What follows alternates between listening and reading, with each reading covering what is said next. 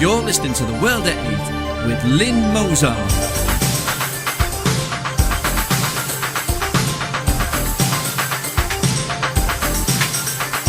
The World at 8, the number one in nationalist news. Highlights of the news, Friday the 10th of May. Stuart Hall, now it's all about the money in the headlines. Chelmsford paedophile spared jail. Mum hits out a Keighly paedophile escapes jail. Federal Europe will be a reality in a few years. David Cameron, I can't legislate for an EU referendum.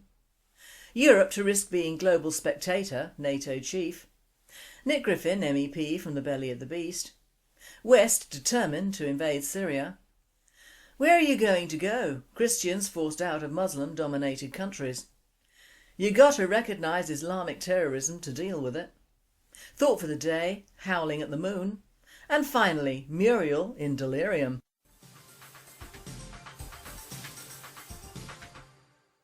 UK News. Stuart Hall, now it's all about the money and the headlines.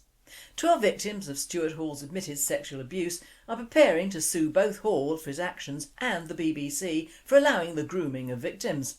Hall, 83, was described as an opportunistic predator by Nazir Afzal, Chief Crown Prosecutor for the North West, after his appearance at Preston Crown Court, where he pled guilty to sexually abusing 13 girls between 1967 and 1985. One victim was just aged 9 at the time. Hall was originally charged in January for the rape of a 22-year-old back in 1976. The rape charge was withdrawn after the alleged victim refused to go forward with her testimony following Hall's admissions in court. Now the victims Hall has admitted to abusing and other alleged victims are being represented by Alan Collins, a partner at Manchester law firm Pannoni and a specialist in sexual abuse cases. Collins said he had been instructed by a number of Hall's victims to pursue civil cases in relation to injuries and harm suffered, and that Hall's admission of guilt means we'll be able to pursue these cases expeditiously on behalf of our clients.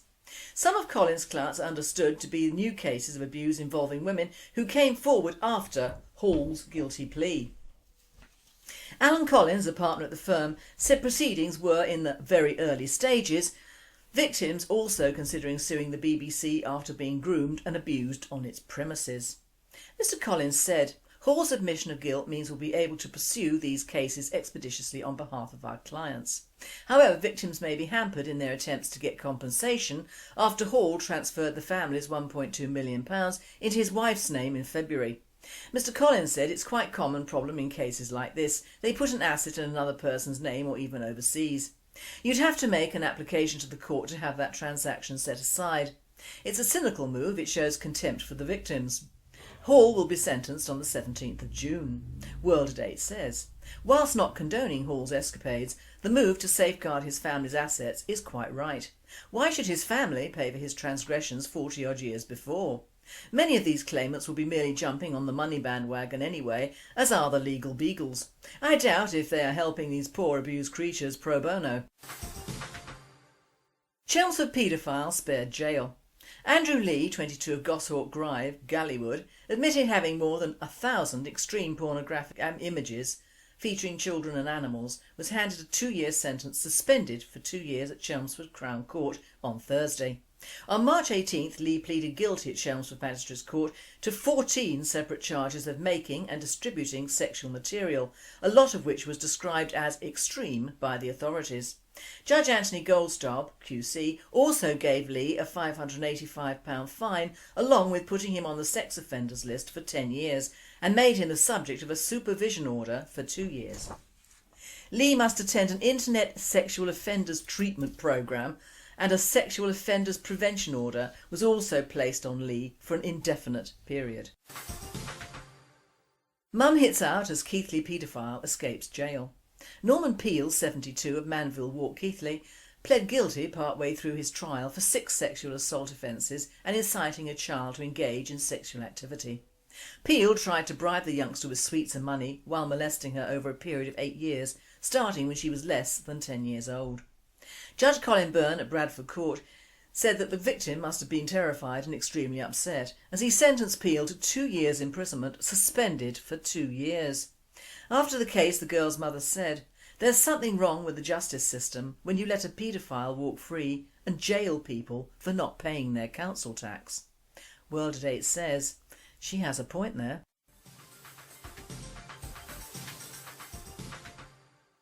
European news. Federal Europe will be a reality in a few years, says José Manuel Barroso. A fully fledged federal Europe may seem like political science fiction today, but it will soon become reality for all European Union countries, whether inside or outside the euro, says José Manuel Barroso, President of the European Commission. Mr Barroso has announced that he will set out plans for a European federation next spring, before elections to the European Parliament in May 2014.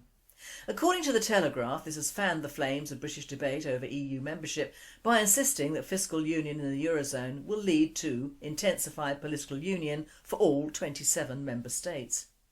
Barroso is quoted as saying, "This is about the economic and monetary union, but for the EU as a whole." The Commission will, therefore, set out its views and explicit ideas for treaty change in order for them to be debated before the European elections. We want to put all the elements on the table in a clear and consistent way. Even if some of them may sound like political science fiction today, they will be a reality in a few years' time. David Cameron, I can't legislate for an EU referendum. David Cameron has said he's powerless to introduce government legislation guaranteeing a European Union referendum in the next Parliament. The Prime Minister said that his coalition deal with the pro-European Liberal Democrats means that the government cannot introduce legislation paving the way for a vote on Europe after the next election.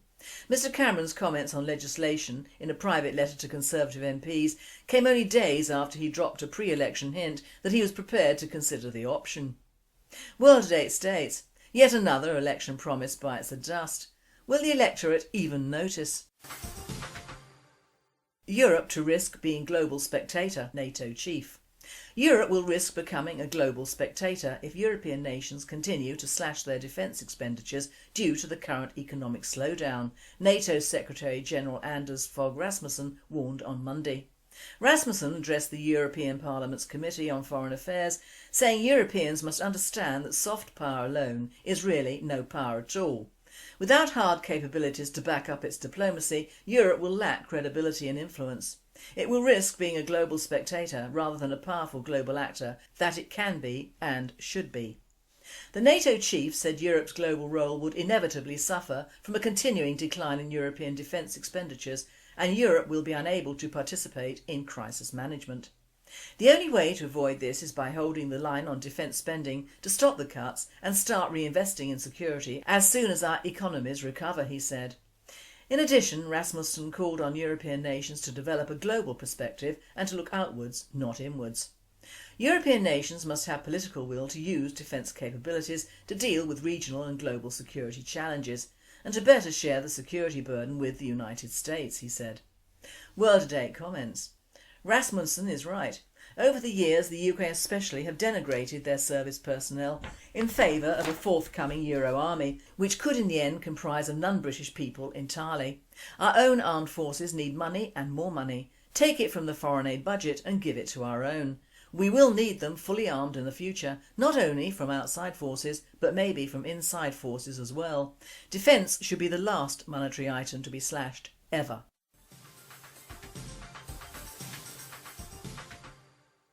I now hand you over to Nick Griffin, MEP, from the belly of the beast.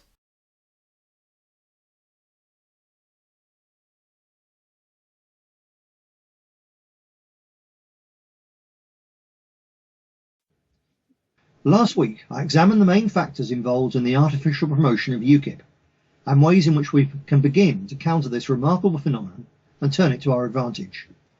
Incidentally, in listing what we in the BNP have faced as part of the establishment campaign to halt our advance and so create the political space for UKIP to pose as an alternative, I forgot last week to mention the Queen, Prince Charles, the General Synod of the Church of England, the Methodist Church, the modernist wing of the Catholic Church, and the National Union of Teachers.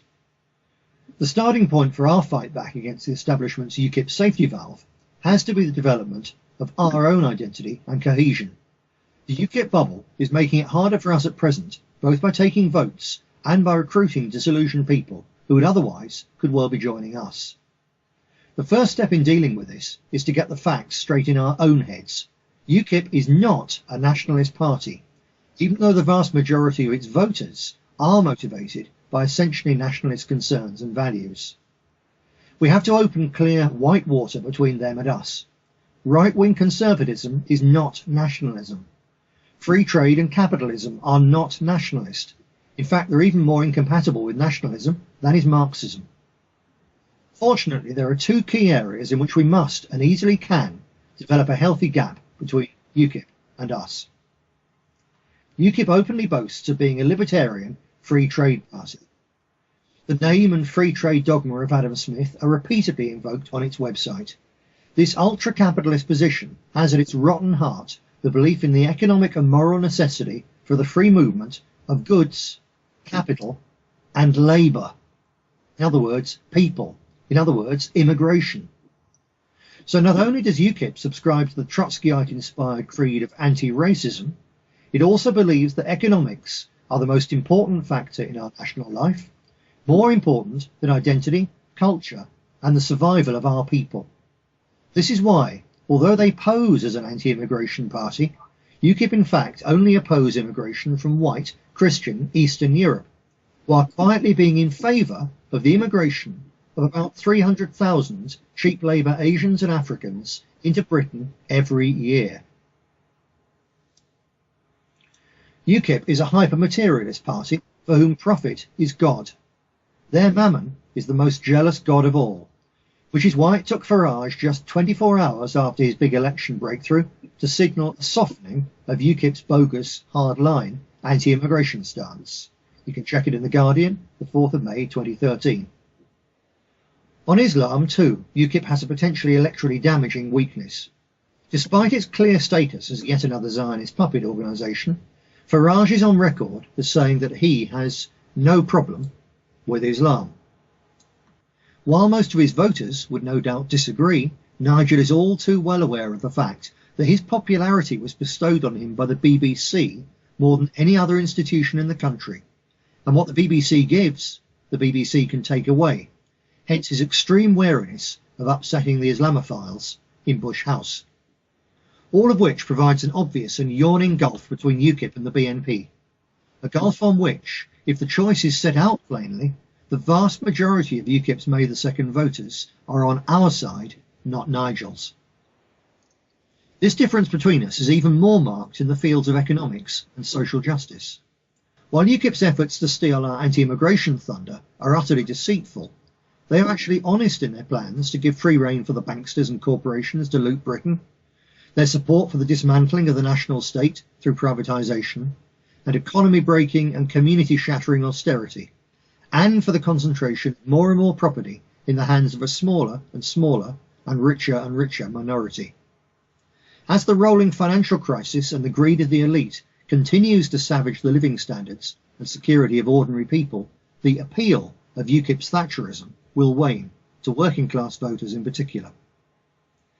Even if UKIP were to survive Nigel's immense personal ambition to become a Tory MP, UKIP's economic policies will continue to appeal to some in the elderly middle class, but the more the economic and social pain piles up, the larger will be the gap for a party of the patriotic, non-Marxist left, especially in England. The British National Party can and must fill that gap. We need to get this into our collective head for once and for all. Nationalism isn't about the me of the pro-capitalist right. It's about us.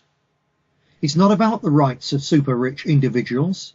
It's about the rights of the community, the people, the nation, the race. And it's precisely the us factor that's missing in modern British politics. The selfishness and disengagement that at first sight appear to be the problem are in fact only a symptom. People out there want to believe. They want to do good things. You can see that from the huge popularity of worthy charities, such as Help for Heroes. But the political elite have wrecked not just our country, but also people's faith in politicians, politics, and democracy. They think, with good reason, the country's finished. They fear, again perfectly reasonably, that no one else can put it right. So they've given up on the apparently doomed us, withdrawing instead to their me, them, their family, and immediate friends. Having knocked on the doors of people in Maryport the other week, who couldn't even be bothered to get themselves on the electoral register, I can tell you from direct personal experience that many of them only need a nudge, only need a glimmer of hope, only need someone to reassure them that their views are understood, for them to be re-involved in politics. That's how, despite the corrupt failure of the council even to process many of those registration forms, we got the council election turnout in a working class ward up to levels rarely seen even in middle class ones. But I can also tell you that door knocking and delivering freedom will not touch the 60% who've already given up on local government politics and who are likely to give up even on national politics if the future bursting of the UKIP bubble happens at a time when the BNP still has not sufficiently recovered organisationally from the war of attempted political extermination that the establishment has waged against us. Fortunately, the key to full recovery from that war is the same as that needed to catch the imagination and revive the political interest of the disengaged 60%. What is needed now is not for nationalists to turn away from the people. The answer is not in defeatist fantasies of running for the hills and establishing isolated all-white communities, while indulging in cowardly and snobbish sour grapes claims that the masses aren't worth saving anyway. No. Just look at what the winners do. Muslim fundamentalists didn't go off in a sulk when the Arab masses turned to secular socialists like Nasser. They simply knuckled down to the long job of building the alternative welfare system that has since convinced huge numbers of ordinary Arabs that someone is on their side. It's okay for the Muslims. They've got limitless amounts of Saudi oil money to fund their welfare programs, is a riposte I've heard to this analysis. The answer to that, of course, is Golden Dawn. The controversial Greek Nationalist Party has no oil money and no big backers. It certainly doesn't have decades of experience in running practical or even symbolic relief operations, because even a few years ago it had so little support that it had to temporarily disband. The common denominator between the Muslim Salafists and Golden Dawn is that their people believe.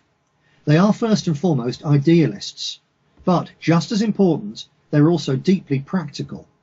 So they reject the idea of sitting around moaning or demanding perfection in favour of taking what they have and turning to action. Are we inferior to Arabs? Are we lazier than Greeks? A double no. Then it's time to prove it. Real nationalism is manifested not just through words and intellectually convincing programmes. It's also about developing and putting into practice an ethos of service and sacrifice. The selfish, callous, snobbish Thatcherism of UKIP's leadership needs to be countered by a positive, practical idealism. At present, the BBC has managed to convince a quarter of the 35% who still vote regularly that UKIP might be different. That leaves over 90% of British adults to be convinced that we are different, not by what anyone else says, not by what we say, but by what we do.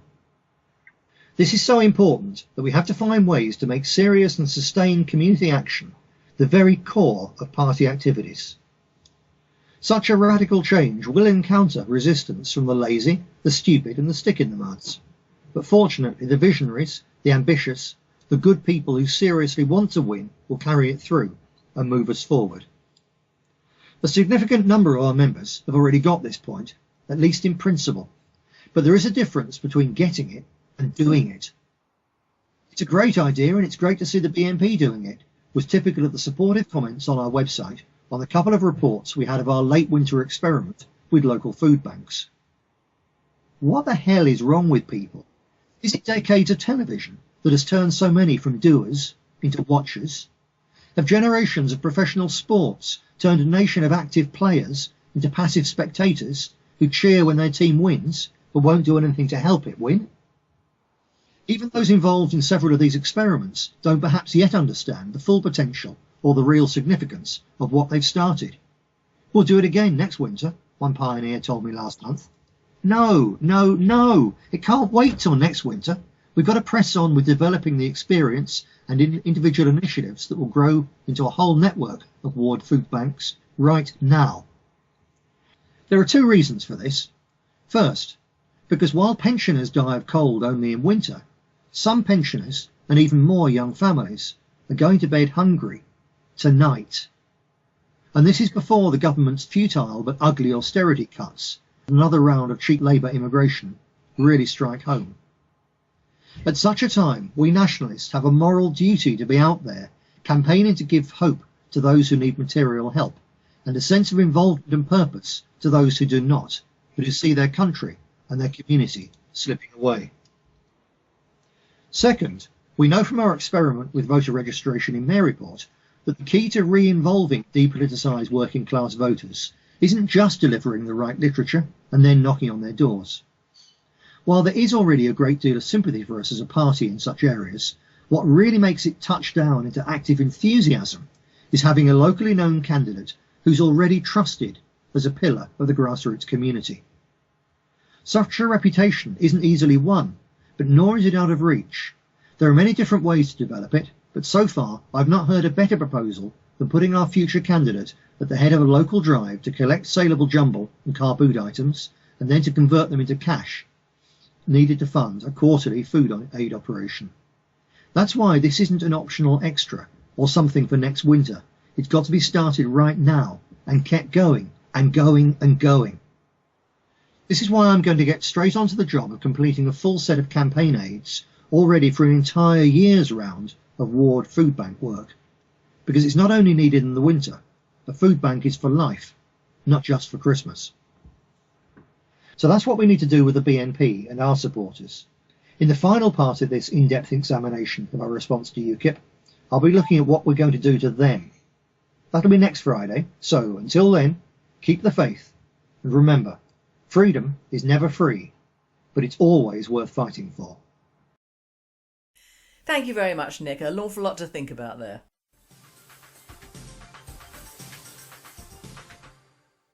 World News. West determined to invade Syria. According to the testimonies we've gathered, the rebels have used chemical weapons, making use of sarin gas, UN investigator Carla Del Ponte, a former war crimes prosecutor, said in an interview with Swiss Radio late on Sunday. We still have to deepen our investigation, verify and confirm the findings through new witness testimony, but according to what we've established so far, it is at the moment opponents of the regime who are using the gas, she added. This is not surprising. Haaretz reported on March 24th, jihadists, not Assad, apparently behind reported chemical attack in Syria. The rebels in Syria that the US has been arming and otherwise supporting are Al-Qaeda and the Muslim Brotherhood. In the face of these reports, British Prime Minister David Cameron still maintains that evidence is accumulating of the Syrian government's past and continued use of chemical weapons such as sarin gas. There is a growing body of limited but persuasive information showing that the regime has used and continues to use chemical weapons including sarin, and the room for doubt about this continues to diminish. In Syria the atrocities continue to mount, Cameron recently told Parliament. In the USA, Obama administration officials do not totally echo the British position, saying they're taking seriously new allegations that Syrian rebels had used chemical weapons, but has seen no evidence to confirm the reports. The Obama administration still maintains the Syrian government likely used the nerve agent sarin in recent months and do not believe the rebels had obtained this chemical agent or other such illicit agents. White House Press Secretary Jay Carney told reporters, "We are highly sceptical of suggestions that the opposition could have or did use chemical weapons. We find it highly likely that any chemical weapon use that has taken place in Syria was done by the Assad regime. And that remains our position, as does the recent USA deliberation to arm Syrian rebels as the possibility of direct US intervention before summer's end grows more likely." General Ray Odierno, US Army Chief of Staff, this week warned that planned training cutbacks due to budget cutbacks means that if the Obama administration wanted to give the green light for military intervention, it would have to act quickly. Odierno said that the window of opportunity for a military assault on Syria is within the next 3 to 4 months, and intervention after the end of summer would be unlikely. World Date states, "Let's hope that Obama, Bin Laden and Cameron don't sing from the same hymn sheet on this one, for all our sakes." Where are you going to go? Christians forced out of Muslim-dominated countries. Christians are under increased threat from Islamic extremists in countries where Christians represent the minority, as governments continue to offer little protection against continued persecution. The US Commission on International Religious Freedom recently released a study of global religious persecution which detailed the mass exodus of Christians in countries where Islamists are in power or hold a majority among the population. The flight of Christians out of the region is unprecedented and it's increasing year by year. In our lifetime alone, Christians might disappear altogether from Iraq, Afghanistan and Egypt, according to the USCIRF study. Since 2003, 600,000 Iraqi have fled the country or been killed. Since 2010, 100,000 Egyptian Christians have left the country. After 2012's Islamic coup in Mali, over 200,000 Christians fled the country. World Date says, the saddest thing about this is that these poor people will have to flee to Europe again, and they will enter countries heavily colonised by the enemies of religious freedom, Islam and Sharia, so the whole thing will start again. You got to recognise Islamic terrorism to deal with it. We need to understand that radicalisation is not monopolised by any particular ideology or religion or race. Errol G. Southers, a counter-terrorism expert and professor at the University of Southern California, in testimony to a congressional committee at the first hearing into the Boston Marathon terror attack. He had been asked if he knew that 30 of the FBI's 31 most wanted terrorists are radical Islamists.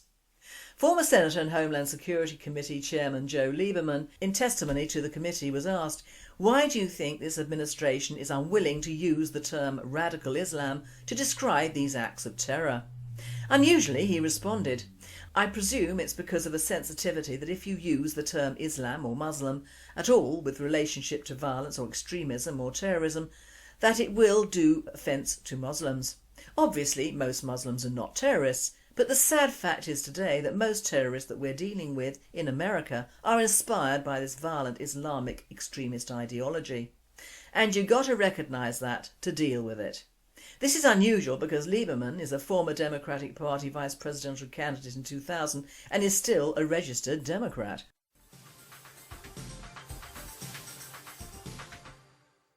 Thought for the day: Howling at the Moon. You may think this is an odd title for a thought, but it's the only way I can describe what I feel about the subject of unfairness and an unequal balance of circumstances that exist in this country today, and that it would appear few people actually want to do anything about. It isn't the immigration problem, it isn't the Muslim problem, it isn't the complex financial problems of keeping a country going with billions of pounds seeping through to the rest of the world, and it isn't the terrible disparity of justice that creates a huge divide in our country, or the many myriad problems that now exist and outweigh our beautiful land. It isn't those problems, but a singular top of a huge iceberg of all these problems, which have not only been piling up, but providing firewood for the burning problem of being a nationalist in a socialist country. This is why Howling at the Moon is the appropriate title, because that is what being an outsider, and an unwanted one at that, makes me want to do. Just rush out the next full moon and start howling. Although in hindsight I wouldn't want to give my neighbours cause to send me to the funny farm. It is apparent to all nationalists that we are prevented from running and promoting our particular party as it should be run and promoted as regards the public. It's no accident that whilst events in Europe seem to be rushing towards a similar situation as at the end of the Weimar Republic, this has infused our government for the last few years in a totalitarian clampdown on all things nationalistic and patriotic. It cannot have escaped even the most ignorant Brit that our church bells have long ceased ringing, and alongside that all our watering holes in the forms of various old and many public houses are slowly being forced out of business. And these are just two of the great British traditions which soon will no longer be around. It's no accident that all doors have slowly closed against patriotism in its purest forms. The nearer we get to success, as indeed we have done up to the last couple of years, if Bismarck had closed all the beer kellers in Berlin in the late 1920s, there would have been no nationalist socialist meeting places. So you see what I mean by the stifling of freedom of speech for a people who might think the opposite way to a socialist or communist think tank by any other name. I have a dream. I have a dream that as a bona fide political party we should be able to advertise meetings in all the large towns under the banner of "Come and Meet the British National Party, open to all," in which we could, with the use of slideshows and speakers, outline our concerns for our people and our country in the future. That is my dream. A hopeless one, I'm afraid, because all the big guns and even bigger prats would be allowed by the police and the establishment to ruin it, and in fact allowed is not the word, encouraged and probably bussed in and paid for the pleasure of doing so is much more likely. Now, I'm not bleating or whining about being bullied like we are, because to some extent, being a nationalist and a card carrying one for the last 9 years, I'm used to the change of attitude of members of my family and the general public. However, close friends are different. They understand and sympathise, even though they don't stick their heads over the parapet. That's their prerogative. It's the attitude of paid disseminators like the UAF, Love Not Hate, or Arseholes Unite Against Anything Brigade that really gets me down, because they're thoroughly misguided and bigoted, and yet according to the media come out from causing unnecessary trouble smelling like roses, not like the shits they truly are, and single-minded ones at that. It's unfair that mosques can be the hotbeds for fanatical rants, as indeed can outside them and even in our streets, which do incite religious hatred against us. And yet our church halls can't contain a nationalist meeting which backs Christianity and its followers in their own country. And it won't be the Muslims outside baying for our blood, it'll be our own people, our own police force and a couple of unwashed students, all thinking that they're doing the right thing in stopping racism and fascism, whilst practising just those things to great effect themselves. I'm sick of having meetings cancelled because of the fears that a few united idiots will get together and make phone call to the owner or manager with death threats. Do you think the average Muslim would back down if someone rang their mosque and threatened it? No. But then no one would dare do so, would they? Nationalists and patriots are easy targets because we are easy to hate, but obviously not so easy to ignore. Our police would never stop all the huge gatherings and marches of Islam within our country because their pensions would stop immediately. The German police couldn't stop the Nazi marches either because they were afraid for their lives, and it was the socialists who had their marches and gatherings curtailed, a fact they have never forgotten, which is why it is the socialists in this country who will not give patriotism a chance, because it could prove too popular. It is fear that's holding us back. But it is the fear of the establishment that we have genuine concerns and care for our country. The fact that we cannot hold open meetings is a blight on the state of this country and people, not a shining example of fairness or fair play, for which the British were well known before the Second World War. But like good bone structure, a solid loyal working class and the good old British High Street, it's fast vanishing. People don't like the truth. They run from it. And in the days of fear and flight, plagues and massacres, one can understand it. But now? What are people to fear from the truth or patriotism?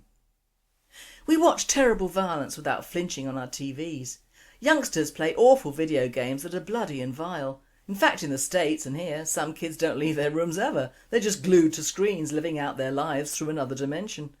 We have reality shows which show deformed and ugly people. We have shows with people too fat to ever leave their homes in a normal fashion. We highlight the ugly and the worst of our society for fun, or is it just to make us feel better? Better than the truth of what we are doing to ourselves and our country? Obviously so. We talk to strangers on Twitter and Facebook about subjects that used to be private, but talk about patriotism or nationalism and what happens? You'll get banned in certain quarters. Truth hurts, and the more you hide truth, the more it festers and will come out in the end. I'm baying at the moon over the fact that so many people voted for UKIP as a protest vote for the idiots missing their villages, when in fact the only people to gain from these almost invisible local elections was the Labour Party. But of course the media are making a jackass out of a guy who is already a jackass, anything rather than promote patriotism or common sense as I like to think of it. A much missed point is the subject of immigration and the way the other political parties hype it up in a casually caring way immediately before any form of elections in this country. They all do it and the media lovingly skirt over that issue like a whiff of a breeze over a dung heap, challenging nationalists who really care and are focused on that issue to counter-attack. Stoke features Farage hints at cutting down on immigration whilst promoting a large number of Muslims and Asians to stand as UKIP council candidates. Cameron whispers on capping immigration, the Wallace and Gromit look-alike millipede avoids this like the plague, and the colour yellow is just the right colour for the Lib Dems. But if we mention this obviously highly emotive and belaboured subject, we are of course Nazis, racists and much, much worse.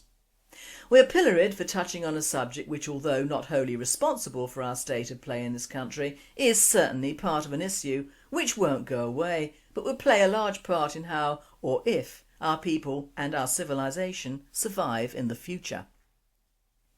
So, democracy is dead in England now, and in fact throughout the so-called Western democracies in Europe, there is no true democracy. The people are told what to do, how to vote, and even how to think through clever and long-standing propaganda, manipulation and social engineering. And there are no other words for it. Where you have 3 political parties taken as a norm, one other small party hyped and promoted, all to the detriment of a truly patriotic party, and note what I said, truly patriotic party, not just imitation politics of the moment, then freedom of speech is dead.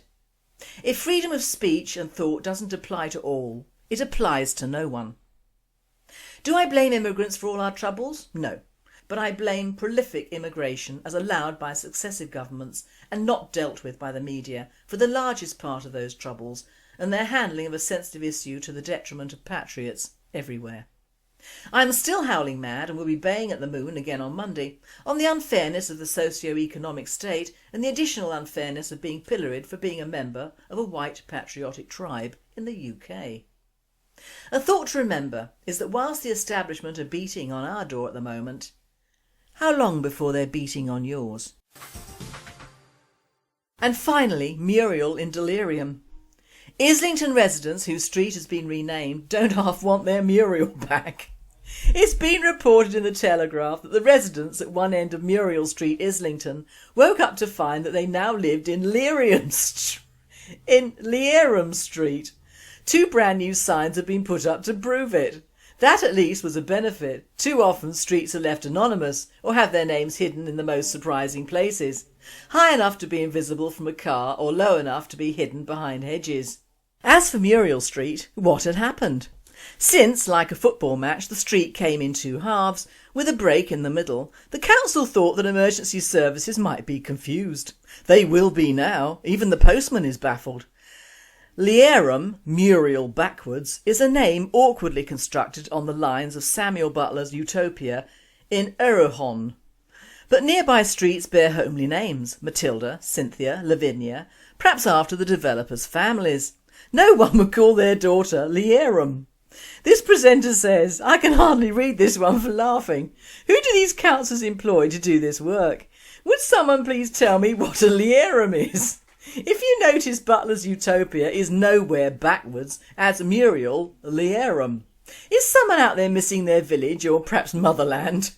Please bring back Muriel. On another tack, of course, if the street were to be renamed Abu Hamza Strasse, they wouldn't F that up, would they? Imagine that backwards. Esarts Asma Uber. You've been listening to The World at 8. I am Lynn Mozart and I and the team at World at 8 and Radio Britain wish you all a very happy and a very safe weekend.